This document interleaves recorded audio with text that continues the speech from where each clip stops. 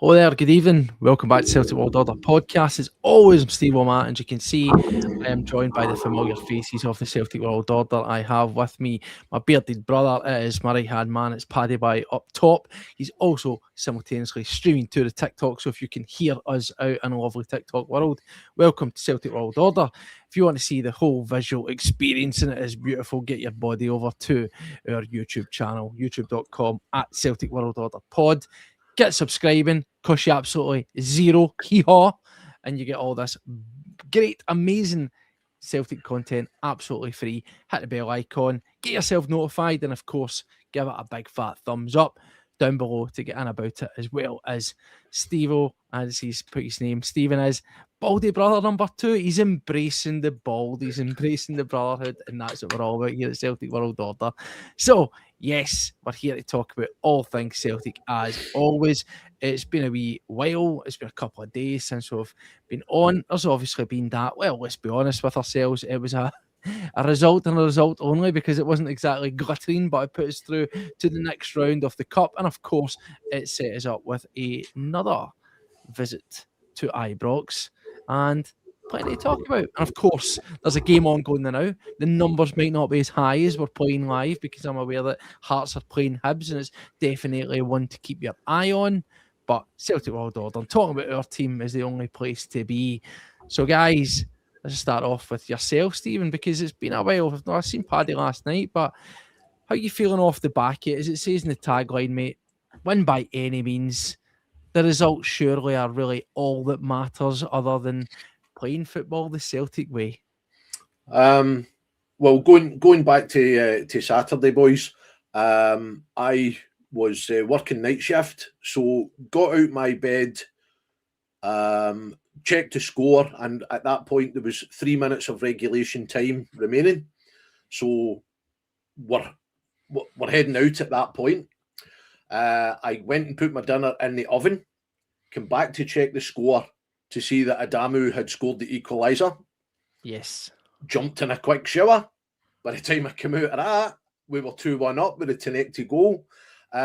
So I had to rely on the BBC highlights for the actual game itself, which lasted 5.5 minutes.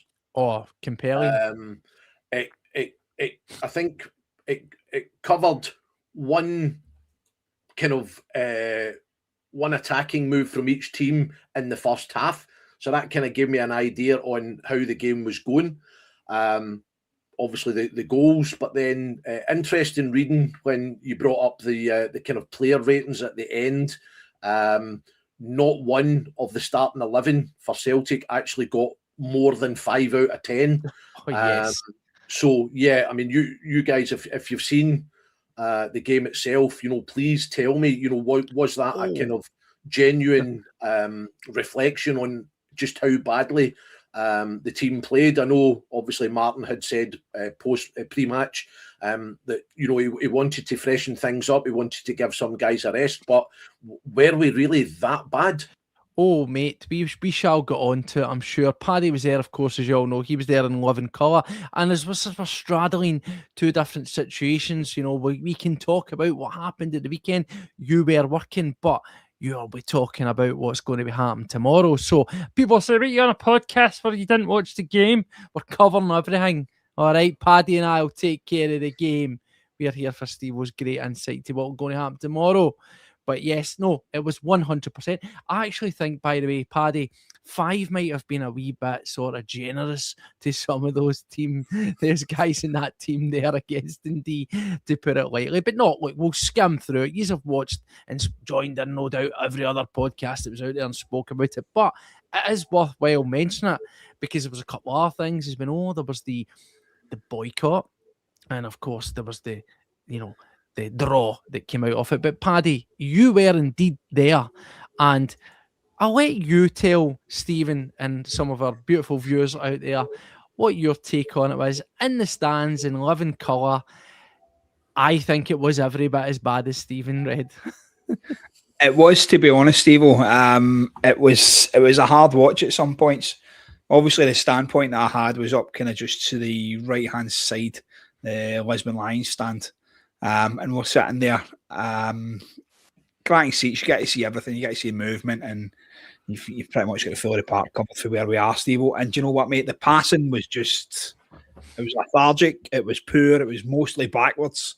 And it wasn't what we were used to seeing under a Martin side. Martin's sides normally go a wee bit faster forward with the ball, normally try and attack a wee bit more, but it just seemed to be a lot of the Brendan Rodgers football where it was more possession based than anything else. Now, I don't know if that was because Dundee were playing quite a high press or if it was just the way we had set out to play it. I don't quite understand how it happened, but we looked on the back foot quite a lot yet. We didn't look as confident going forward. Your big man, Svanchara, had nothing into him, nothing at all. I don't even know if he touched the ball. I'm not even sure, mate. It was very, very... People were saying he was poor. He wasn't poor. I just don't think he got any service at all. He was waiting. Nothing came in. Your new man on the wing, in Vuka, he's Balakwisha Mark II as far as what I can see at the minute. But listen, the guy's played one game. I'm not going to throw him right under the bus and tar him with the same brush as Balakwisha, but he looked that way. He looked like he didn't want to take on defenders, and when he tried to take on a defender, he was kicking the ball out the park and stuff, and it was not the best debut, we'll say, for that young lad. But yeah, it was what it was. I expected a lot more, put it that way. And obviously we know how the game ended, but when you're 1-0 down and you're sitting there, and I didn't know where the goal was going to come from, if I'm going to be honest. Do you know what I mean? It was at that stage where it's like, I don't see where this is coming from. So, it was a hard watch at times, but happy we got the result. Yeah, definitely. And just want to say, I'm noticing here, Dan the Man, the very generous Dan the Man, is giving out these memberships to many people. So thank you very much, mate, for your continued support. We really, really do appreciate it.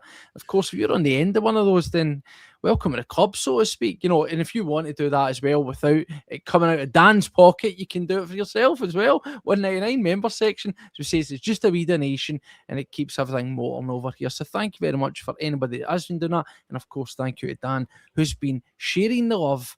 But to touch ever so briefly on the game, as we say, there's another game going on there, Brown Warriors in the House on YouTube, and it's 0 each. And we'll talk a wee bit about that one as it pans out and how we'd like it to pans out. I think that, of course, look, I'm going to just say it now, right? We all would like to see Hibs to win, but the head says you still kind of do want Hearts to win because, I'd rather they were ahead because I just think they've got a better chance of falling apart later on than perhaps other teams, assisted by other people, of course, but that's another moan for another part of the show. But yeah, just to talk about the game, obviously, Steve, as you saw those brief highlights. As Paddy said there, and I'm sure you'll agree with it, obviously, you only got to say a wee bit of it, but the sentiment will still be there. It felt as if Dundee probably should have been an opportunity. We were sitting here and talking about particularly the idea of the boycott coming around, and both Paddy and I gave our thoughts on it. We said, it's something that we don't particularly want to see. We understand the needs must nature of it, and we said, well, if there was going to be a game to pick, then a cup game at 5:30 against Dundee that should take care of itself, probably the one that you'd pick for it. And dare we say it, we've meant, and if they were going to extend it, Livingston tomorrow night, similar reasons and whatever.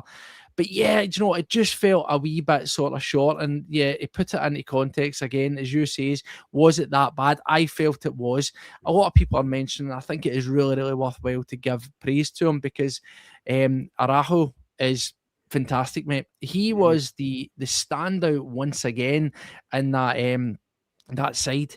There wasn't really too much to write home about. In terms of the mid, the sort of central defenders, the two of Trusty and Scales, tripping over my words there, of course. I didn't think that they were particularly bad. I thought that the goal that Dundee scored, as you've seen yourself, was an absolute scorcher. I think they maybe back off a wee bit for there. But aside from that, it wasn't really the worst performance. It reminded me of, some of those nip and tuck sort of performances, but dropped off a wee bit at the tail end of Martin's first period. It was very similar to that, where, as we said, Paddy, we were talking about other performances under Nancy. They were all horrible, but we says those kind of performances could have still been in the post. And we laid mention to one or two of the sort of results. Again, we got the results in the end during Martin's first period, but we've seen this before, so it probably shouldn't have seemed that much out of the ordinary, should have, that we could have expected something to be as, dare I say it, minging and just getting by, winning dirty, if you will. Well, you look at it before, and you said it there, Steve. Was it the Dundee game? It was the St Mirren game as well, when Callum scored the absolute screamer under Martin Neill. We just seem to get things done. Now, I'm saying at that game, Steve, when we were sitting there 1-0 down, coming at the 80th minute, and you started to see people leave the stadium. And it's like, yeah, I see why. Do you know what I mean? Me and Artie and that, we sat there, we grinded it out. The diehards that we are, we did sit there and wait for it. But it didn't seem like we had that momentum. It didn't seem like we had the drive or the push. And then all of a sudden, Tenetke comes onto a bit of a game, and you start to see a bit of difference here. The substitutes totally changed the game. Let me say that right now. They come on obviously with the message from Martin or Sean or whoever's been doing the amount of coaching there. But when the substitutes come on, the game changed, and we started to get a lot more hold of the ball. We started to put more pressure on Dundee and press forward a little bit, but the chances still weren't coming. It was as if some points we were trying to walk the ball into the back of the net. Now, I know we've been kind of famous for that at some points, and when you've got a guy the size of Vanchara as well, and you're putting balls into the box, most of the balls into the box were along the deck. Yeah, the guy's 6'3", he's good in the air. Get him crossed in. Do you know what I mean? You're going to rely on guys like Tierney to cross the ball, and he likes to play it quite high. But Araujo on the other side was banging him across the 6-yard box along the deck, and like the other guys were doing the same. And I just felt like that we lacked there big time. That was something that we should be doing a little bit more. If you look back to the Hearts game against us, what did Hearts do? Their game plan was get the ball to the wings and swing the ball into the box. That was it. Yeah. It was all they done, Steve. And you had your guys, Zacharidis on the left, and you had Claudio Braga on the right. And every time they get the ball, it was first touch. The ball was played out to them, bang, it was swung in, and you had your strikers running in there, and you had other guys, they were crowding the box, trying to win a header. Now, if you do that 10 times, you're going to score one of them at least, minimum. Do you know what I mean? So, the amount of possession that we have, all of this guffy trying to play the ball into the back of the net, just pass. Get that out the window. Under the Martin O'Neill side, we said it before, he started to see these first-time balls going into the box. We didn't do that against Dundee. Now, I don't know whether that was part of the game plan or whether it was just we were crowded out as soon as we got the ball or whatever, but that was something that really lacked for me. And it's something that I would expect a wee bit more of going forward. But I understand what you're saying. Under Martin O'Neill, these results we seem to grind out. He's getting that extra 10% out of every one of the players. Yeah. Well, there's one thing I want to just talk about. Obviously, just want to sort of push through talking about the game and look towards, obviously, the upcoming fixtures and the cup draw and that likes of that. But I want to put this to yourself, Paddy. I've got my own thoughts on it. And of course, Stephen, I'm not forgetting you here because I think this is a generalised sort of conversation that you wouldn't have had to have seen the game or to necessarily comment on. A wee bit of rotation there. Obviously, we get Sinisalo coming in. Hatate makes a return to the team, and we can all discuss till the cows come home what his forms look like. Paulo Bernardo comes in, he gets a chance. And then, of course, we've got Muvka, which, let's be honest, is 45 minutes. Let's not hang the guy out to dry. But if I was to generalise, I would say that he is absolutely shown what we thought we would get from him when we had a wee look at him and looked at where he'd been, what he had not done elsewhere. Paddy, in fact, just to touch on it ever so briefly yourself and then get your thoughts on it, Stephen. With regards to those guys that came in, where are you at with these players in particular? Now, I think, personally speaking, albeit there wasn't much testing, I don't think Sinisalo looks as assured as we once thought he was. I think you can probably see why that he's, been setting fiddle and even then not barely getting a chance to play as a tune. In terms of Hatate, I will just say once again that guy is completely checked out. If there is any chance of him going over to Palmeiras or whatever in Brazil, get him gone because he does not. He does not give a fuck, right? I mean, I'll be honest. We spoke about a lot of dodgy Hatates, and I know people say, "Here we go, Steve's just wanting to flog Hatate." Tell me a reason why I shouldn't be doing it, and I will say it on his day. There's no denying technical ability. He's got it Yeah. in spades. He just doesn't show it. So you can be the best player in the world, but if you don't put in the effort, that is what you've got, and you can only comment on it. So I think Hatate, I think now that Oxlade Chamberlain's in there, I wouldn't rush him, as I said before, but his tea's out. He's done. Luke McCown comes on for him. Another guy who I'm starting to grow a wee bit tiresome off. He swans about like he's prime Zidane, and he actually does, I would say, no disrespect to him, but a bit of disrespect to him, every bit the Dundee player these days. And of course, Mufka, as I say, enough said about that. 45 minutes.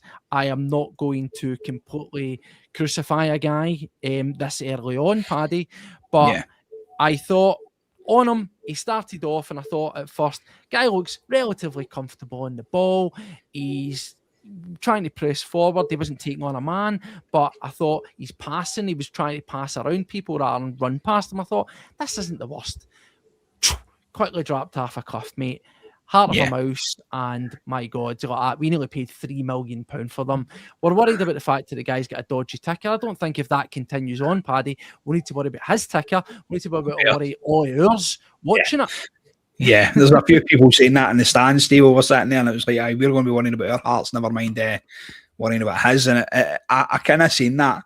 When you're talking about Rio Hatate there as well, Steve, you know how I feel about the guy. On his day is incredible, but we severely missed Arnie Engels in there. We severely missed guys like Benji Nygren. Now, I know Nygren isn't the fastest on the ball. He's not the quickest player, but he plays it forward. Having Bernardo and Hatate in there, it was just like having the two of the same. None of them wanted to drive forward. None of them wanted to do any of the dirty work. Do you know what I mean? They just wanted to pass the ball about from side to side. Every single time they had a chance, the ball went to Austin Trusty. Now, I've not seen stats or whatever, but if you can drag it up and see who had the most touches of the ball, I almost can guarantee it will be Austin Trusty. Because every single time we got the ball in the middle of the park, I was sitting there, I was going, pass it back to Trusty. Bang, there you go. And I was like, it's like I'm psychic. Look at that. Every single time, mate. Honestly, it was horrible. And it's not what you want to go and watch, especially playing against a team like Dundee. Come on, no offence to them, but we should be going out there. We done the pre-show on this. And I'm sitting calling 420 a shite bag because he wouldn't go over 4-9. Ends up putting in Neill, go for 6 then. And you're sitting, do you know what I mean? You're sitting watching that game, Stephen, going, fuck, I'd take one now. Do you know what I mean? It was just side to side, back to back, just nothing going forward at all. And when it did go to your man in Vuka, he didn't seem to give a fuck either. It was his debut. That's your chance where you want to go out there and do a bit and show what you've got. Show these fans that you're going to be worth this £3 million price tag in the future. Do you know what I mean? But Paddy, just to quickly jump in there, I'm not forgetting you, Stephen, but trust me, just to jump in on Vuka, right? Roundly trounced and battered online by many of the fan base. Of course, there's always going to be, and listen, to caveat, we do want the guy to succeed, right? Of course we do. Maybe is it a bit of confirmation bias where people weren't sold on him? They thought statistically and what the body of work that he had looked poor, so they were instantly looking to justify that, to say I told you so. Or was it really that bad? Because Balikwisha has been piss poor, let's be honest, a joke figure. But he got to hide behind game against Rangers in your debut, big match, full stadium, a lot of pressure. Mate, it was fucking half empty against a shit team. I know, and that's it, mate. Listen, you can talk about the service that he got as well. Did he get the ball as much as what he would have normally if you had guys like Nygren and Engels on there? Engels obviously plays at the right-hand side. He'd maybe have seen a wee bit more of the ball, but what I seen of him, I wasn't impressed. I wasn't holding him to a £3 million price tag. I was just saying, oh, look, it's one of the new boys. Let's hope he does well. Let's hope he kicks on. But to be fair, mate, I've seen nothing from him. You spoke about Araujo. Again, probably one of your best players, if not the best player. That lad, mate, I don't know. I don't even think there is an option to buy him, is there? And if there is, it's probably going to be something ridiculous. Look at that. He's one of the players, mate. I bring him in the heartbeat. I really, really would. When Alistair Johnson's back as well, what a challenge he's got on his hands to get back into that squad, even if Araujo is still here on loan. That's going to be something that's going to be up for debate. But going into it, mate, I was optimistic going into the game. Halfway through it, I was just demoralised. Cup tie at home. Yes, there was a lack of fans in the stadium because of the boycott and whatever else. I think the overall count was something like 24,000 or something like that, they'd said. But I believe there was 27 at Ibrox that a boycott, so exactly, mate. Yeah, they were only playing Iowa though. Do you know what I mean? So yeah, you know where it's all going to go, Steve. When 24,000 people there at Celtic Park watching a game, I thought it was just a good opportunity to see some of the new boys. That's what I was quite excited about, going there to see some of the new boys, seeing what they could do. Obviously, some of them ticked a couple of boxes, but for me, Mvuka's got a wee bit to show because he just looked like I don't want to say poorer Balikwisha, but a similar type player to Balikwisha. It's a bad day when you're calling for somebody like Yang to replace him. Do you know what I mean? It will see, and as Brown, ever the optimist, and rightly so, was saying, don't trash a guy after 45 minutes. Listen, I get it. No, 100%.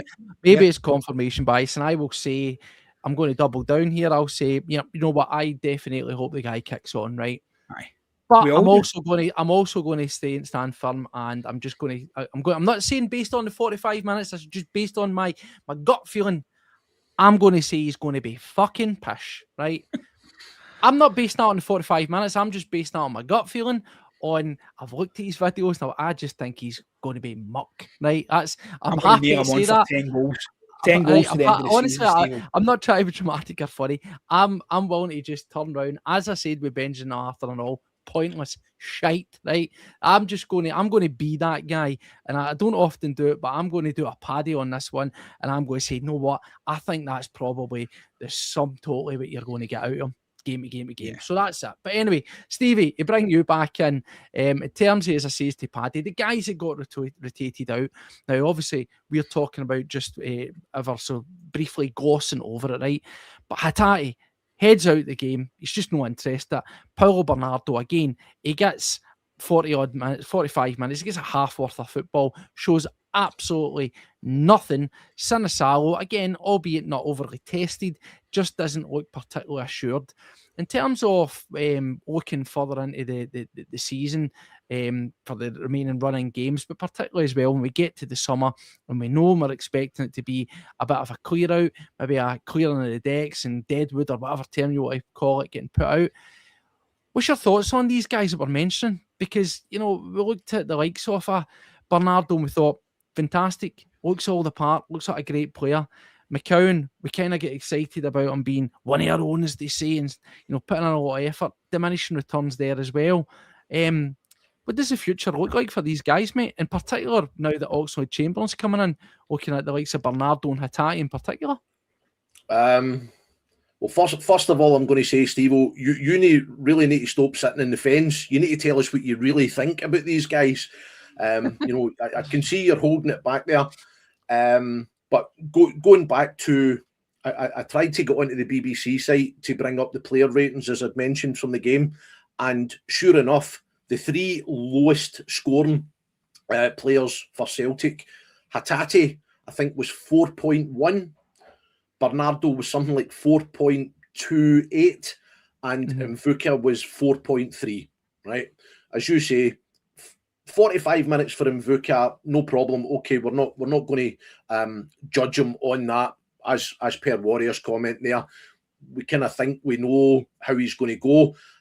But the other two, Hatate and Bernardo, you're hoping that guys who haven't had a run in the team for a bit are going to use that as a platform to come in and say, I want involved in the games that are coming up. There's obviously the Stuttgart game. There's two against our rivals across the city. So you want to see these guys step up and say, I'm going to put in a performance today that shows that I want to be in the manager's thoughts for a starting position for that game. It didn't really transpire. And I think, again, expanding that, when you know that you've only got the remainder of the season, at the end of the summer, Martin's going to go, there's going to be a new manager coming in. So for the players that we've got at the present time, you've got two options here. You either know that you're looking at the door, regardless of who the new manager is, you know, some might attract interest from other teams, have a move lined up or whatever, or just think, no, I want to go, that's fine. Or you've got guys who are going to say, and I'm going to fight for my place. And, you know, that's the thing. The likes of Oxlade-Chamberlain that you mentioned there, the guy's not played a lot of football. I know in terms of fitness, you know, he's been training with Arsenal and stuff like that, but he's not played a lot of football in. So he's looking at that very short-term period to say, right, here's a chance to get myself back in the window. If I can perform with Celtic in the remainder of the games for this season, then that's going to start attracting interest. Let's be honest, if we get another year's deal because nobody else down south or anywhere else wants to touch him, brilliant. You know, a quality player in his day, and I think he's much, much better than what we have available in that midfield area at the minute.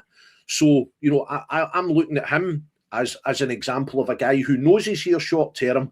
He needs to make an impact, get himself out there so that people are looking at him saying, you know, look how he's reignited his career in that short space of time. Okay, you'll get the detractors that will say, but he's playing in Scottish football. But, you know, still, if he goes out there and he does the business, then that's going to raise his profile.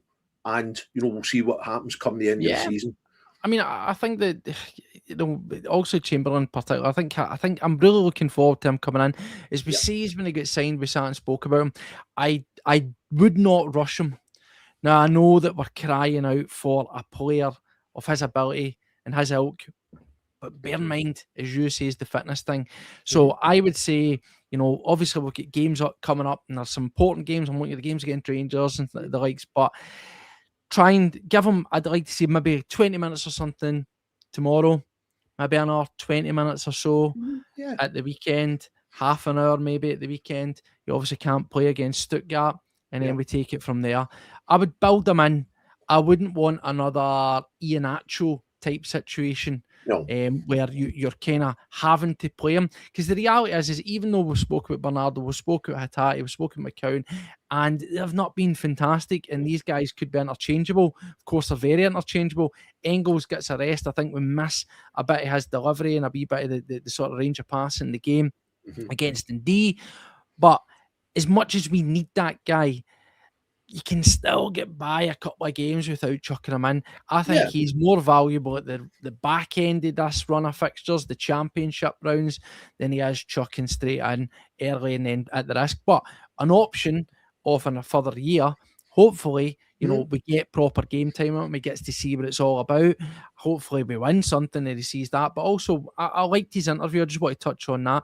It was one of the few, in fact, as long as I can ever remember, new player interviews where they just let the guy talk. You know, they just let him talk about his experience, to who he's spoken to. You know, he's mentioned he's speaking to Andy Robertson, obviously, good pals with him, speaking to Joe Hart and the like. So it was nice to just not get asked, would you fancy trying a battered Mars bar or some pish like that? You know, he was just able to sit and talk about, you know, his experience, the conversations he had with the manager, the conversations they had with players. And I know it was a layup, but it wasn't like, oh, so, you know, who you phoned Joe Hart? You know, it was like he offered that. Or, you know, Andy Robertson's nothing really to do with Celtic. He's like, Andy Robertson, get for me. Go to Celtic, go to Celtic, go to Celtic. So it was good. And I think listening to him, he's a guy that's got a lot to offer to this squad. As I said before, coming under that learning tree, you know, and we'll look at it, guys at the likes of Yang, guys like Samuvka, you know, these younger guys, they should be taking influence for that. Now, I know he's a kind of box-to-box type midfielder, but he's got an engine, but he's also got the flair. You know, he can show them a wee bit about those positions that they are meant to be playing in. We said that about James Forrest, but this guy's just levels above, mate, levels above. Yeah, I mean, we don't often get players that we can say have the experience and have played at the levels that Oxlade-Chamberlain has played at. Quite obviously, you know, just going back a wee bit to touch on something, as you say, the thing that I always hate when they're being interviewed by Celtic TV or whoever is the first thing they say is, oh, you've been a Celtic supporter all your life, have you? It's fine for the guy to turn around and say, no, obviously I know Celtic and I've seen some of the games, but what's your favourite colour? Aye, you know what I mean? It's just like you've got to be a die-hard Celtic fan before you even get here. You know, that's fine. You know, if the guys, you know, got the gen from Andy Robertson and fine, and he's good pals with Joe Hart and stuff, they'll have told him about the expectation of the fans. You know, he can obviously watch on Sky Sports and see some of the European games from the past and hear the noise and the atmosphere and stuff like that. But, you know, yeah, it's fine for the guy to come up here and say, yeah, I'm not, you know, I wouldn't class myself as a huge Celtic fan. You know, I like to watch their games and stuff. But yeah, as you say, somebody like that coming in with that experience that's played, it's absolutely, you know, the younger players, he'll say, this is the expectation, you know, as we get closer to the end of the league season, you know, particularly if we're still a couple of points there or thereabouts, you know, yeah, the pressure's going to mount. This is how you deal with the pressure. This is what, you know, you do. You get yourself, you know, to a level where, you know, the closer it gets to the end, people are going to start biting their nails and saying it's close, it's close. How do we deal with this pressure? He's the very guy who can turn around and say, you know, I've been in that position. I can, you know, James Forrest, Calmack, the same. They'll tell the young players how to deal with this. So, you know, ideal to get him in. As I say, we don't tend to get a lot of his quality, and it can only be good for the club in terms of, you know, not just from a playing sense, is what I mean. Yeah, I mean, where do you see the signing now? Obviously, Paddy and I have spoken about him before, and we were quite excited about it. I think maybe it's just that, as you'd imagine, it's rival fans, it's you know, the mainstream media trying to play something down. Now, the term marquee gets thrown about, and I understand that the guy's a free agent, and that maybe takes a wee bit of the shine off it because the fact he has been out of contract. But in terms of a stature and a signing, where are you at with the general signing of Oxlade Chamberlain? That, you know, the quality, if we get it and he stays fit, is, you know, never in doubt. Do you think is it the kind of signing we needed, or do you think it was just a fortuitous one that we came across? See, to be honest, see any player coming into the squad, if you can turn around and say he's better than what we've got at the club at the minute, I don't care if it's Oxlade Chamberlain or somebody that we've never ever heard of. If he comes in and makes a positive impact in the squad, then absolutely, you know, you can't turn around and say, oh, you know, just because we've never heard of him. Yeah, you know, if he is, you know, a name, if you like, then yeah, you know, he'll bring a reputation with him, and you know, what we've seen by a certain Mr. Barton from the other side of the city, that, you know, reputations don't always make you a success. But I truly believe he's the sort of player who can come in, and I think he will be good for the club. As I say, both in terms of a playing sense and for what he brings as a player, and can talk to the younger players who maybe haven't been in the position of chasing a league title. You know, if we brought him in at this point where we were, you know, 10 points ahead, the pressure's not the same. You know, the fan expectation is there, but the pressure's not the same. But we're behind and we're chasing, and we need to, you know, as we'll talk about, I'm sure later in the cast, about the remaining games and how it's more important to win. Whether that's win ugly or win brilliant, yeah, that's fine. But as I say, you know, I don't care if he's a marquee signing or not. Is he better than what we have? Yes. He's playing in a position that we're not blessed at the moment with consistency. It's where Hatate, yes, we know what he's like on his day. Bernardo, yes, we know what he's like on his day. You know, there we are. It's an ideal, you know, on Saturday, I'm sure a lot of people were saying, you know, it's like playing with 10 men when Hatate was on the park, and the ratings kind of showed that. So yeah, I'm looking forward for Oxlade to get on the park and give us as many minutes as he can, and we'll see his quality, I'm quite sure. Yeah, definitely. There's two things that just to finish up for the game at the weekend that I just want to talk about, and obviously, Paddy, this will be relevant to yourself, but obviously I want to be opinion of yourself as well, Stevie. We obviously mentioned at the top, Paddy, the boycott was about 24,000 there. We mentioned that there's many variables as to why that was going to be the case, and generally speaking, even if there wasn't a boycott on, would it have been hugely more in the capacity increase? I just want your thoughts and feedback on how that manifested itself in the actual stadium in terms of the atmosphere or lack thereof. Certainly we heard that the Dundee fans were very vocal and they were in good voice. What was the general, from those that were sitting around you, the chat around the idea of the boycott? Now, look, we sit here and I said, and I was still championing it, support Celtic in your way. We're not going to sit here and point the waggy finger at you and tell you what you should do and you must take part in this and that. Do what makes you feel comfortable. But what was the general chatter around the stadium? And more importantly, did you feel from a person that was there, that do you think, and even what we've seen after it, do you think it was a success? I think the boycott was a success, Theo. The general atmosphere around there was null and void, mate. Where we sat was to the left-hand side of the Green Brigade, and obviously the lack of them not being in there was very, very relevant. The Dundee fans are at the other side, and they were vocal for the 90 minutes. They only really shut up in the 96th minute. I don't know why, but they seemed to go quiet just after that. And then you heard a bit of an uproar, but there was a Martin Neill chant kicking about, and a few Celtics here and there, but there was nothing what we're used to. Celtic Park wasn't the fortress that it once was, and I think we miss that atmosphere. We miss the Green Brigade for that side of it. And like you say, Steve, we'll support the team in your own way. And I had said to people around about is, do you think they should be reinstated? Do you think everything should go back to normal? And everybody was saying, we do need them here, but there's a few things obviously that they need to understand as well. And that's that we're a football club, we're not a political movement, we're not other this, not that.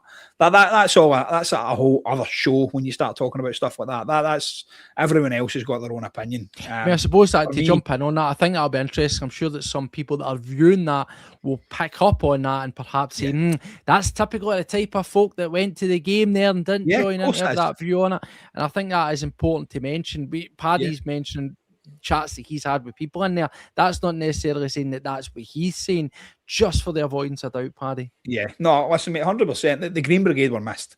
The boys were missed. Do you know what I mean? You see that. The noise was nothing. People shouting over towards the Dundee fans, but there was no singing towards them. Normally, if you're at a game and the away fans start singing, the GB and the boys pipe up and they just obliterate them. They put them out of the water. And there was none of that. So the Dundee fans were basically singing what they wanted. You can imagine there was a lot of choice words in there, singing about the club's history and things like that. And there was no drowning it out. I am not shy. I was trying to sing. Joe was with us as well. Joe was trying to sing, trying to kind of up the crowd a bit. But as soon as you started trying to sing, people were just looking at you as if you were stupid. And you need that, mate. You need the atmosphere in there, and Celtic Park's lacking it. So we need to get the board and the others around the table, and we need to sort this out. We need to see what we need to do and get Celtic Park back to being the loud place that it definitely is. For the run-in. Just to touch up, Volker mentioned the comment, I just want to go up. I'm sure you've seen this anyway through the highlights package about the standard of the referee. Now, this is something like I think it's a side note. Like, we speak through ever so briefly, we'll mention it. We don't want to go over a game that's several days old now, but great goal by Dundee, fantastic finish, great strike. I think we're defensive a bit weak for that. We go to the end, but before that, there is two sort of incidents, and one of them contributes to the additional time. The conspiracists of the other colour of the city will say, I play until Celtic score. Kieran Tierney gets kicked in the cooting, right? Yes. And there's nothing for it. I'm shouting for a red card, boys. I don't know about you. I think it's an absolute. There we go. I think it's an absolute shocker. Have you seen these? We've seen these before. Put it side by side, Steve, with the video of Yang. We've seen these Yang before. And that video beside it. And I think with the likes of the argument always tends to be with these ones that they didn't know where the player was, or they're going for the ball. You see it pretty much shoulder to shoulder. He knows exactly where Kieran Tierney is. The ball's coming directly towards him. It's not as if it's coming across him. And Stevie, he just kicks up directly. People come away with it. Oh, Tierney puts his head towards it. He doesn't stoop down. He just moves forward and he cracks one right in the jaw. And actually, quite a scary moment. He was down for quite a bit there. I don't know if he was temporarily sparked out or whatever. But for me, it's an absolute shocker. And no action taken for it, but ultimately no action taken for it did work out in their favour, because they had to begrudgingly add on the couple of minutes for the minutes lost that he was down. Plus we get an extra substitution because of the concussion protocol as well. Just on that, Martin said in his press conference today that Kieran's actually broken a bone in his nose as a result of that challenge. Well, there we go. I mean, there was nothing in it, was there? See, when you see him lying there, mate, honestly, he wasn't moving. And from your standpoint, like you say, you just seen him hit the deck, and straight away, the medical staff are on, and they turn around and they're like, boom, boom, boom, straight away. Yeah. We're just looking at him, so we thought, right, there's something wrong here. And obviously, he was down for a good 2.5 minutes to 3 minutes before they removed him for the park. Yeah. So that's obviously where we got the extra 2 minutes that everybody was whinging about. But listen, you can play 2 minutes, you can play 10 minutes. You've still got to put the ball in the back of the net. Yeah, and that's exactly what we done. And another one that people are mentioning a lot as well is we often criticise referees, linesmen, officials of, again, I'm sure no matter what team you are, you'll say that you get it. But it does feel that in a lot of games that we've seen at Celtic Park, there's a lot of slowing down of the play. There's a lot of breaking up of the play at the hands of the officials. And another one that really got me was this one here with the corner. And it was, of course, everybody's favourite Conservative former Scottish party leader, who for some reason took it upon himself to stick his big foot into the quarter circle at the corner flag to prevent a corner getting taken. I mean, seriously, what the fuck's going on here? Like, it's I know it's petty stuff, but like, I don't think I've ever seen that, Paddy. I don't think I've ever seen that level of meddling. Petulance, we'll call it, Steve. It was it was one of the things that was probably the loudest some of the Celtic fans were in the stadium when we clocked that. There was a fair boo went out for him when he stepped in front of Luke McCowan, but it was a strange one, wasn't it? He was choking to get involved in the game, as he always is. And somebody's wasn't shouting red card. Oh, Tierney kick in the face, was he? A big straight back. I know. Brutal, mate. As somebody's commented on the TikTok there, it's 1964 Dafty's called, says about the bias in refereeing. He says it's so inconsistent that it can't be bias. And guys, here's another one for you as well, Stevie. Another one for you. Shvanchara, he gets pushed. It was interesting to me. We learned about another rule that we've never heard about until half time. Oh, well, it's different if it's a pull and you grab hold of someone and it continues in the box as a foul, but you can apparently push somebody and then they can stumble forward, then you can push them again and it doesn't count. So I don't know. Again, looking back, there's one of the television channels does a kind of review show with ex-referees, and they discussed that one. And I think everybody said it was absolutely a penalty. Okay, it's literally right in that postage stamp corner of the area, but his foot goes into the box while there's still contact. Therefore, penalty. So yeah, it's done. The fans across the other side of the city are generally the paranoid ones. But yeah, I think it's a lack of quality in Scottish refereeing rather than a consistency. A kind of bias, if you like. It is just a lack of quality. Well, guys, the thing that gets me I don't want to go over it too much. Well, let's move on. But on that one, and I'm always interested to hear what the justification that comes out of these VAR shows is, right? I get the idea of saying, if it's a pull and it gets into the box and it continues, it's a foul, right? My point I'm trying to make here is, it's a push. He stumbles forward about, he's trying to get the ball, and then he gets pushed again. Two separate pushes, right? So it's irrelevant. How many times have you saw maybe a player snapping at a tackle? The guy rides the tackle, he's still get the ball, and then he gets tackled again, and the second one gets called for a foul. It can still happen. It's more than one instant. It's not. They're treating it as one instant because it's the same two players roughly in the same point in the park. He has two bites at him. The second one just happens to be in the confines of the box, and thus it's a penalty. You know, it's like turning and saying, "I'll keep pushing you. I can push you 40 yards up, but because it's one instant, it doesn't matter."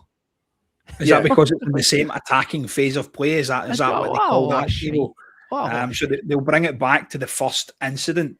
I think is where they call it. So if you're fouled at part of an attack and you then go forward and you get fouled further on, they bring it back to the first start of the phase of play, wherever it suits. However, let's face it, if that guy is wearing a blue top, then it could possibly be a different decision. That's the kind of feedback I'm getting. Also, like the fact that they used a freeze frame to tell us that it wasn't a penalty, which was the first one. That was good as well. They didn't even show you the bit that was up for debate. But anyway, it's by the by. We get the job done. Adamu's goal, first touch of the ball, audacious, brave. I said it had a bit of the Dembélés, of the Dembélés against the baddies at Ibrox. Didn't get through anybody's legs, but that kind of just exactly where you want your striker to be, though. That's the thing that I got was you all day long. You want him to be right as close to the line as you know. He knows that ball's coming in, and any kind of contact on that gets it over the line. You know, so that for me, watching it, he knew where he should be for that attacking phase, so that was brilliant for him. And obviously, Taneke drives the ball into the box. It's a good bit of play from him. And then, of course, in the second bit, the first phase of the added time, he scores early on. Again, I am grateful of it.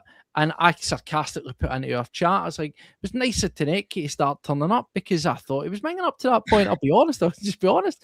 And again, for the avoidance of doubt, that was, I believe, his first assist of the season and his fourth goal. So well done, you.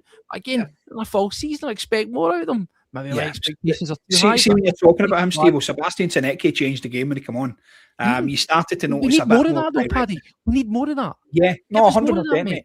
100%. And it's kind of what we expect for a winger. It's to drive to the byline, get the balls in the box, show a bit of magic, do something with the ball. And we've been guilty of calling him out quite a lot for not doing that. You just need to look at Junior Adamu's goal.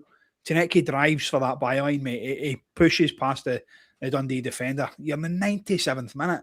Do you know what I mean? And he's still going for it, giving everything. Puts the ball in on a plate, and what a finish. With a young lad, like you said, ballsy, class, whatever, call it what you want. It was an absolute fantastic finish. And exactly what we needed. Hopefully. Yeah. He did have another chance, and we got to see what we expect from him from his YouTube clips. Remember, we were talking about the good old Sibo. Infamous YouTube clips. There we go. The Van Vossens.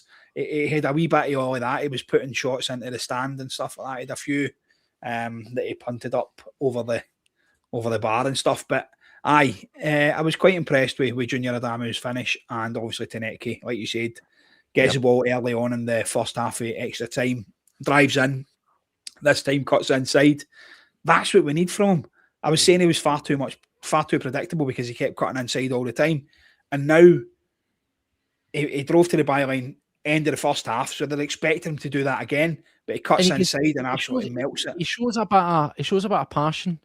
And when the goal goes in, and you notice he runs over and he sort of embraces Sean Maloney, I believe. Yes. Again, that there's been a wee bit of work done in around there, kind of similar to the way that I believe it was Harry Kewell was putting in the work previously when he was at Celtic with some of the wingers.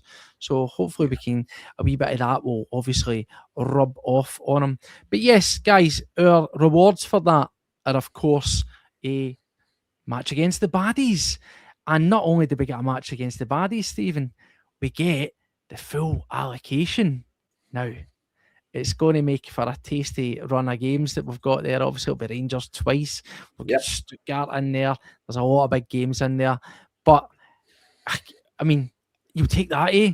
How good's that going to be? We're going to get something that resembles a proper Glasgow derby with a proper allocation. And I tell you what, it's if you ever needed an incentive, obviously, and people are asking, so wrap this into your answer here.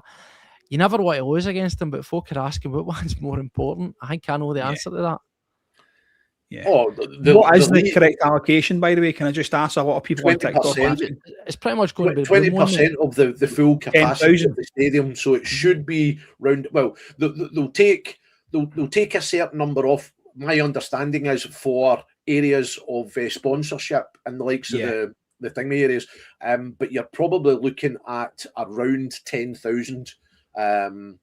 So if I think the full capacity at Ibrox is 54 or something, but part of that is obviously your executive boxes and your so say it was a 50,000 of match ticket people, then obviously 20% of that is 10,000. Nice. Yep.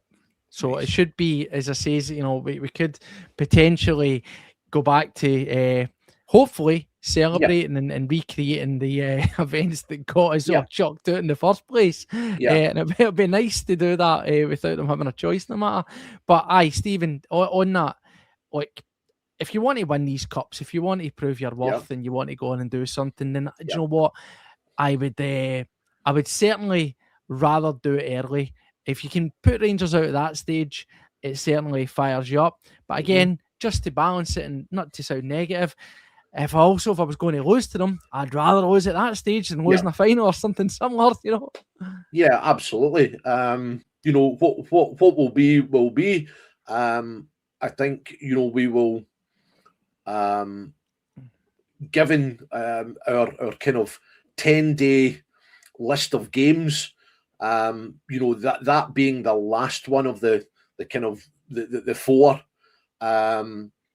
that will really show how how the energy levels are amongst the team.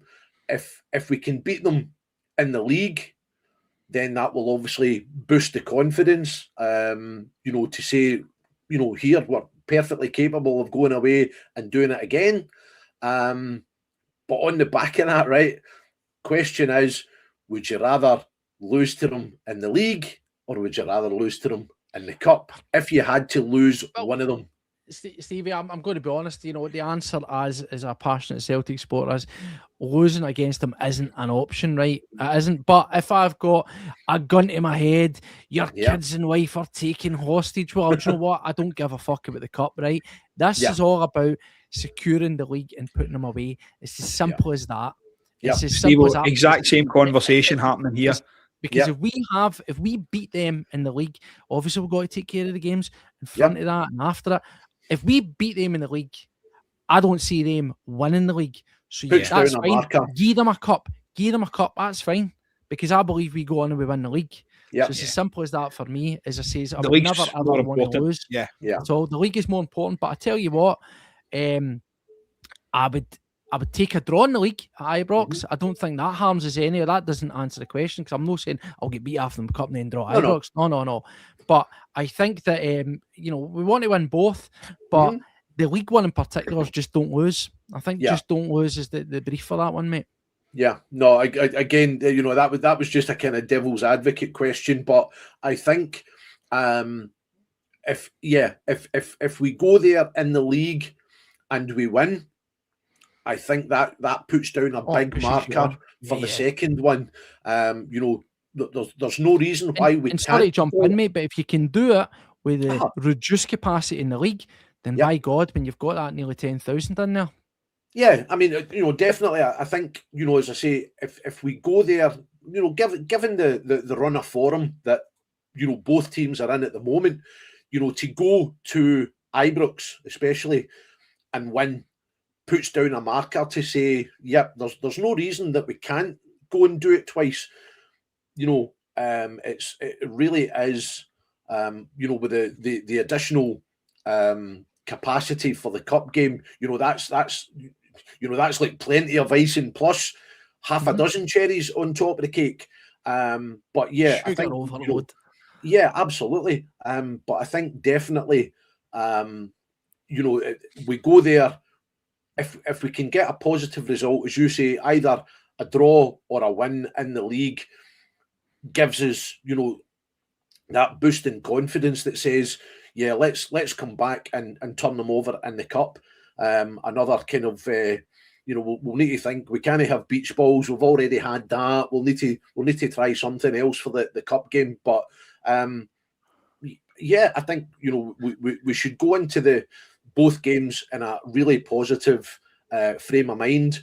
As long as we don't pick up any injuries against Stuttgart, then that for me is kind of the main worry, rather than us going there and putting on a better performance than we've had in the derby games already this season. See with that in mind here, guys. I'll start up with yourself here, Paddy. Just bearing that in mind, having a wee look through the fixtures. Livy tomorrow, Camargue on the 15th, and then of course it's Stuttgart at home, Hibs at home, Stuttgart away early kickoff, and then we jump straight into Rangers 12 o'clock.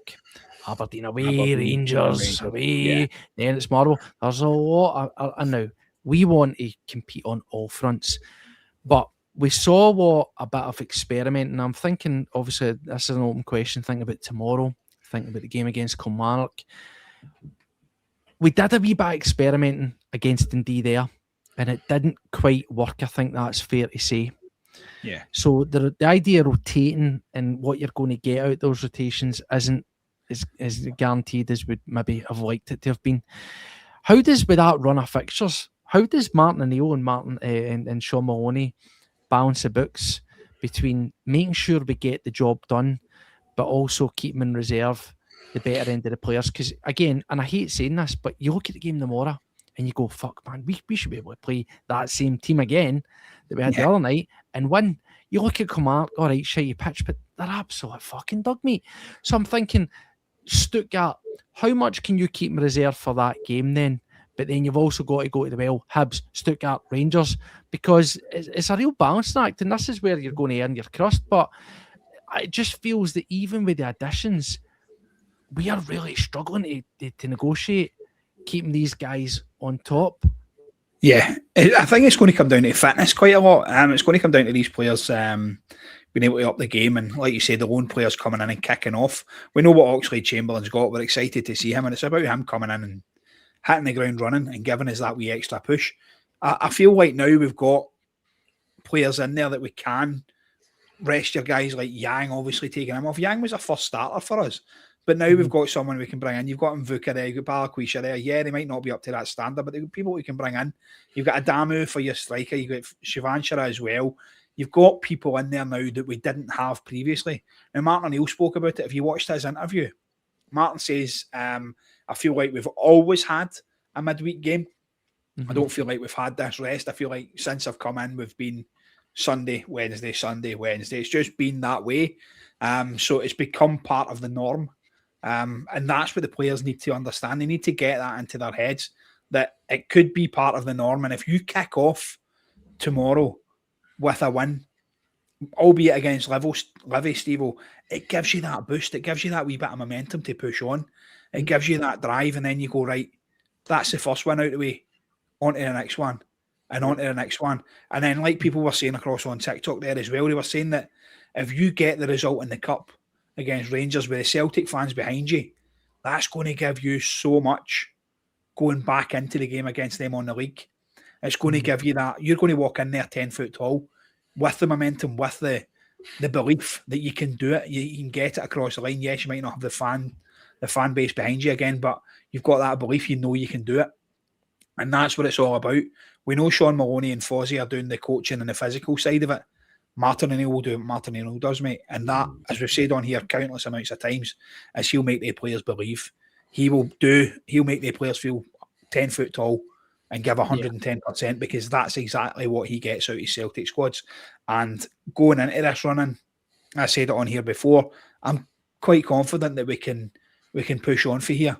A lot of people saying obviously 4 away games in a trot against Stuttgart, Rangers, Aberdeen, Rangers. If you win the 4 games, that's massive. That's huge. A massive 4 games, isn't it? But it's the games before then and the lead up to that and then slightly afterwards that are going to decide the title. It's not these 4 games. You could lose the 4 games and still go on to win the title. Losing to Stuttgart isn't going to be the be all and end all. Do you know what I mean? That one for me is, I'm not even really fussed about that. Yes, it would be good to carry on in Europe, of course it would. But for me, it's the league. You need to concentrate on the league. And you said it before, Steve, well, that's where you earn your crust. That's your bread and butter, is your league. So the Cup and the UEFA Cup for me, UEFA Cup. Oh, Jesus, I'm getting back in a show my age. Europa League. Jesus. So, for me, mate, you've got to concentrate on the league. And I think we just need to build that momentum. We've got a bit of squad depth. So it's about rotating the players and getting that rotation right. Not making too many changes, not making drastic changes, but going into games where you know what you've got to get past it. And I think we've got enough. Well, Stephen, taking care of business starts tomorrow. It's Livingston. We're facing Livingston. Let's be honest, they're absolutely rock bottom. Their rap sheet reads loss, draw, loss. Minus 27 goal difference, rooted 11 points. They are absolutely at a draw, and they've won one game all season. Now, in terms of things that should take care of themselves, this would be one, but we don't want to ever curse it. How do we play this one out tomorrow? Because there's a lot of variables here. Currently, we've got nothing each with Hearts and Hibs. Now, again, I'll say I do not mind you and disliking what I'm about to say, as much as I would love to see Hearts get scudded, and I would be all behind the, like to call them, the Edinburgh Celtic. I would rather Hearts won tonight, simply because, as I say, I think that I would like that buffer to continue, because bear in mind, we have played one less game. Rangers are behind them. Rangers find themselves behind them. If they were to draw tonight, then Rangers won. They could go 1 point behind and then play them at the weekend, and then, by God, they end up top of the league. We've spoken about many variables, and some of them are officiating standards and stuff like that. If you want to get out the tinfoil hats and you want to talk about paranoia, I am, like many fans, genuinely believe that if Rangers manage to get themselves somehow at the top of the league, there would be a lot of help to make sure that they kind of stay there. But I would rather that Hearts maintain that buffer. And again, I hope that Motherwell can put in a performance to beat Rangers tomorrow. However, I was also asked the question, if Rangers could lose points in one game, what would you pick? And I says it would be to lose the points to Hearts, because I just think we need that buffer between Hearts and Rangers and allow us to come way behind and overtake them. And I think that's what we need. I don't want Rangers anywhere near the top of that league, mate. No, I mean that's fair enough. I need to say, I think it was with 13 games left to go, if I'm right in that, I don't see any of the top 4 teams going unbeaten between now and the end of the season. I think we'll all drop points somewhere, but yes, I think if I was in the position at the moment, I would be looking and saying I would prefer Rangers to drop a few more points. Now, bearing in mind, they play Hearts next weekend? Playing this weekend, mate. This weekend. Sorry. So, I think if the game tonight is a draw, as it is at the moment, I'm not going to be too fussed at that. Brings Hearts back a wee bit towards us as well as Rangers. I would hope that they go again. Hearts have scored. Hearts have scored. Oh my God! Okay. Well, there we go. Interesting. So there we go. I believe that from what I've been told. Sorry, that was on Steve-O's coupon there. I believe that Hibs were scudding them. That was the word. We talk about riding the lightning, and it appears that they've done it. I'll be honest. Sorry, to cut you off. I am not fussed about that, as I say, because I would rather that they kept the buffer ahead of Rangers. But the way that our games are playing, think about it. We can start to win those games, get the run. By the time we play Hearts, that if we beat them, that could put us top of the league. I'd rather be in that position, mate. Oh yeah, absolutely. I mean, you want Hearts to still be within.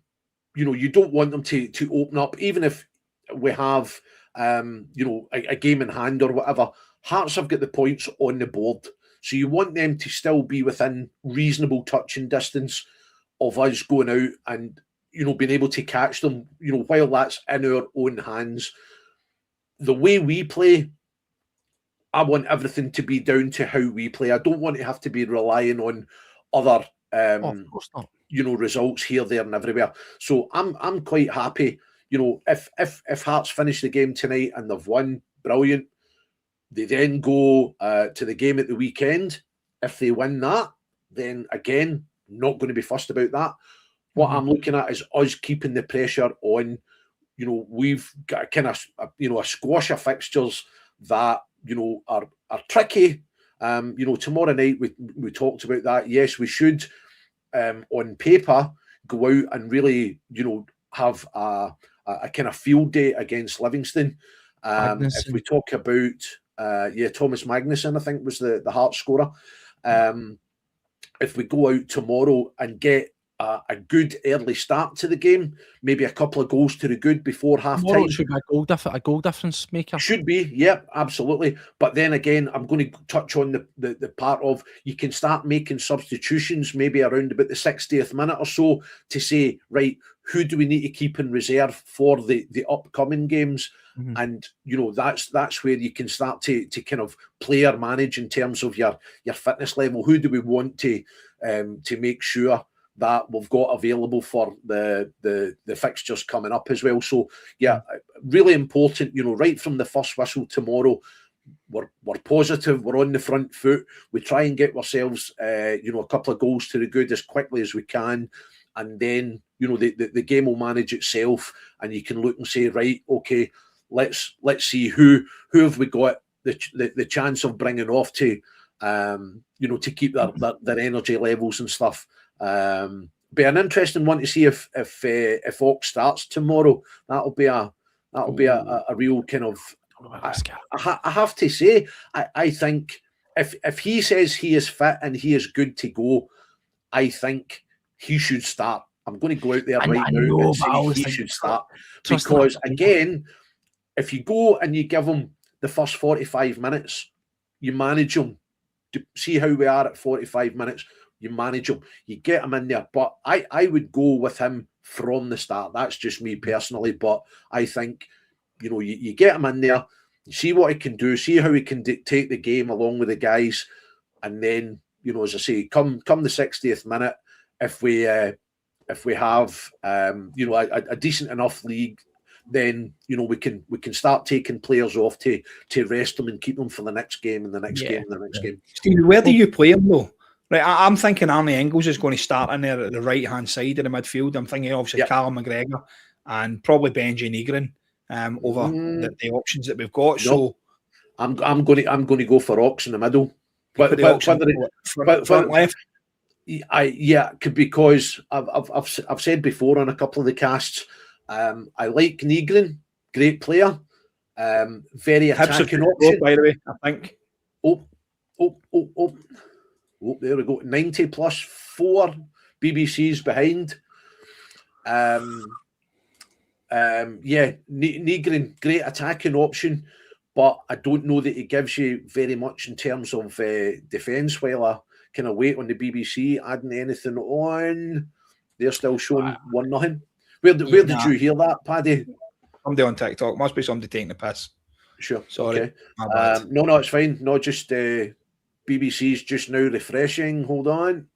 It looks as if it's done. You're getting a word from Michael Stewart reminding us that it's 2 late goals. Yeah. And 2 derbies. Still 1-0 according to the BBC, but hey, we know how.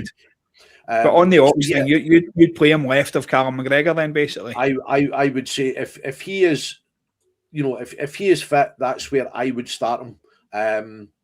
And then it's a toss-up between Engels or Negrin to play on the kind of the right-hand side of Calmac. I would have Engels in there and Negrin as your winger. I know he plays shit as a winger, but positional-wise, inside the box, he's incredible. For an attacking option, absolutely. He's got to be on the park. Are you going to play Mvuka? No. I think you've got to go with Negrin there. Yang, potentially. James Forrest, potentially, but I think for the number of goals he scored, Negrin's got to be on the park tomorrow from the start. So, whether it's from the right hand side, he'll get into the box and be there or thereabouts. But I think I think if it was me, I would want Ox on the park from the start. Yeah, definitely. Well, I'm like, in case you're wondering why I'm laughing, I apologise, not Celtic, not Scottish football related, but I see that Man United are getting beat 1-0 with 10 minutes to go. So that wee guy with the afro's getting no haircut. Oh, man. I was 4-0. So I find that, I just found that quite funny. I had a wee sort of side interest to see if that guy gets barnet shaved. It's not happening. But anyway, sorry. They've done it deliberately, that's what it is. Probably just want to punish him. But no, like, just to sort of finish up and wrap it around, Paddy. Yeah, look, we says tomorrow should hopefully be an exercise in confidence building, getting a couple of games in there. You know, I'm slightly different for what Steve is saying. I would definitely not rush. Also, Chamberlain, I get the idea if he says he's fit, he's ready to go. But again, a player will always want to play. I think they've really got to manage him and say, look at some of these fixtures at the back end. You know, games against Livy at home, Kilmarnock at the weekend. I mean, that's one that you want to get him some game time and running about for. But again, do you want to fire him on that absolute pish Lego park that they've got? That's another. That's a different one. Yeah. So that's exactly. Kind of it's about managing the squad, Steve. Like we said before, it's about looking at your squad and going, right, what do I need to get this game over the line? And I don't think you need to risk guys like Oxlade, Chamberlain, guys like even Benji Negrin. I know you said Benji should be starting in there. I don't think you need to risk guys like Benji in there. I think this is a game where you do start guys like Mvuka. Tell him, say, listen, mate, you've had a Snyder so far. Let's go out and let's see what you've got. You start Shvanchara up front. You get Tanecki in for the start. Tell him, listen, even try and bleed, if he's around, you try to bleed back in Iheanacho, because we need as many options we can possibly get. You know, get these guys back and firing. That could be massively pivotal for us if we get those guys happening. But to just ask you, Paddy, ever so briefly, obviously the result 1-0 to Hearts. So 1-0 just to clarify, obviously we know sort of Stevie's take on it, you know, my take on it. Where are you at with? And I know that we're no way, shape or form endorsing Hearts. We're not doing that. But would you feel more comfortable with Hearts being ahead of us and also having a buffer over Rangers versus the alternative, which is Rangers being in that sort of 1-2 section and us in the chase? I understand what you're saying and why you're saying it, because obviously if Rangers were in that position, I think they would be harder to catch. I think they would have the grit and determination and the payoffs. Basically to fucking dig in. Do you know what I mean? To actually get there and get it over the line. Whereas Hearts, it's new territory for them, and I can see that, and I wouldn't be surprised if they fell off a cliff at any moment and lost maybe 3-4 games on the bounce. Now they've been playing well up until this point of the season. They're winning dirty games. They're winning, like everybody's in the chat there saying that Hearts stole that, saying that Hibs totally deserved to win. Hibs battered them. And Hearts have come in and just Hearts have just come in and stole it. And that's what winning teams do, Steve. Well, that's the thing that scares me just now. So you're talking about Rangers having that momentum and having that dig. Hearts are starting to get it. And listen, I'm under no illusion that Derek McInnes will be in there giving them big licks. He'll be in giving it all. He'll be driving them to pump every team that gets put in front of them. So for me, mate, I understand both sides of it. Can I not just say I would rather Celtic were on top? Can I not just shite back out? I'm just trying to look at it. I'm just trying to look at the I know. I think that we're looking at Hearts will get more. Hearts will get more in them to fall off the end of the cliff. I think if it was that's what I'm saying. I think it's for more me determination. I think it's for me. It's just the swing and the confidence in ourselves if we get that bit of momentum. A win tonight is massive. The nature that they've done it, that's good in terms of looking at that game against them at the weekend, because that, you know, if they do lose that game to their rivals, it can deflate them. But now that we're feeling, 10 foot tall, I expect Motherwell, hopefully, touch wood, to give Rangers a game, take points off them there. But stranger things have happened. So I'm looking at that game against them saying, do you know what? I'm happy for Hearts to go and beat Rangers. Of course, deprive Rangers of points, but as I said, I feel if we get the momentum, by the time we play them, that could be the one that swings us, and I think that'll completely and utterly bust our ball. I want Celtic to be the one that fucking bust our ball. I don't want it to be Rangers. I want it to be us. Yeah. So I'm maybe, I complain times, but I'd rather it was a lot more comfortable. But then I'm asking for it to play out a wee bit of madness. But no, I want the sweet taste of busting their ball and it being on our terms. That's what I want, mate. That's how I want it to go. Yeah. You want it back to the old Love Street? Is that what you're wanting here? So yeah. I'd heard somebody say it previously. It's going to be like a Love Street performance here. We're going to need. It's going to as long as we don't have another helicopter Sunday. Thanks very much. I know. Yeah, absolutely. But we'll see. But yes, tomorrow night we go into it. I'm feeling, I can feel as confident as ever. Obviously, there's nothing being fed through that I've seen that there's going to be any plan of any further boycotts or anything like that.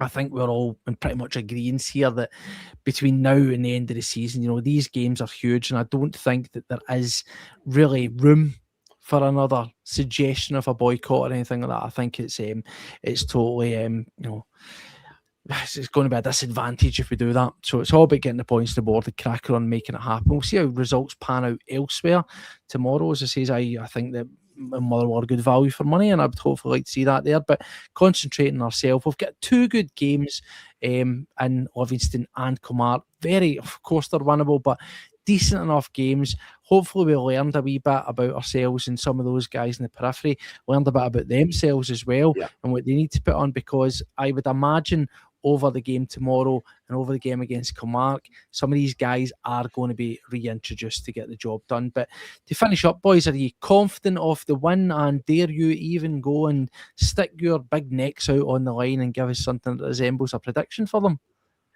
I'll go straight in. I think we absolutely demolish this Livy team tomorrow. I think we put out a statement win. I think there's a lot of players in that Celtic team that are needing a performance. There's a few results coming in on TikTok here as well, but I'll tell you mine straight off the mark. I'm not going to go for my usual 4-0 because I think we'll concede. I think we're absolutely rampant at the back, and I think that we will concede a goal. So I'm going to go for 4-1. I've got 5-1, 5-1, 3-0, 4-1, 5-0 coming in on a TikTok. So everybody's quietly confident. Nah, I'll take it. I can see it. I think it's an opportunity. We need to, Stevie, we need to try and get up the goal difference, because we're sitting here talking about points and we're talking about all that kind of stuff. And the reality things here is the goal difference in that is how tight things are. It's massive. Goal difference plus 28 for Hearts, plus 24 for the Rangers, plus 20 for Celtic. Bearing in mind, we've got one more game to play in an Aberdeen, still managerless, still rudderless. How are you feeling for tomorrow, mate? I'm glad the game is at home. I do have a wee feeling that Livingston will get the kind of new manager bounce, with Marvin taking over.